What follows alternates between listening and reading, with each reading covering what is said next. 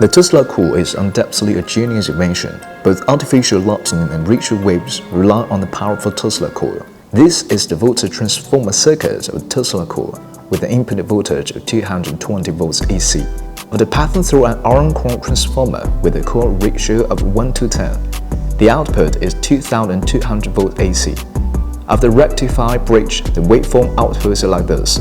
In the positive half circle, the current flows like this. In the negative half circle, the current flows like this.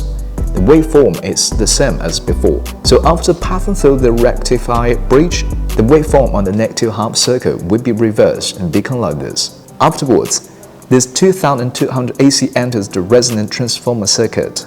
Due to the presence of the spark gap, the second half of the circuit is not conductive, so the capacitor will be charged first. When the voltage of the capacitor reaches the certain value, the spark gap will be broken through and the circuit will conduct.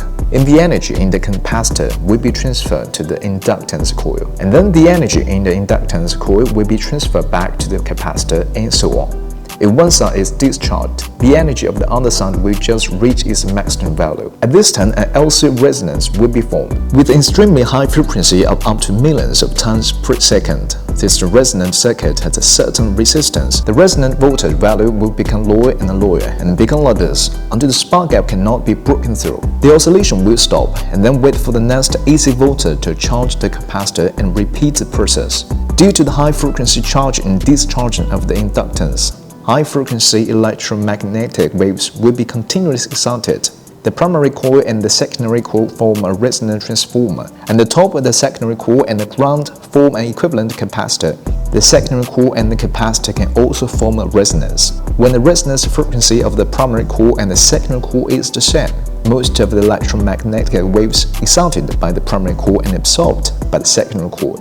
On the secondary coil, the energy carried by electromagnetic wave will be converted into electrical energy. Because the number of turns of the secondary coil is much larger than that of the primary coil, so the induced voltage of the secondary coil is larger. It can reach several million volts. With such a high voltage, even the air can be broken through, which forms artificial lightning. Although the voltage is very high, the current is very small, only a few milliamperes, so the lightning can be touched directly by hand.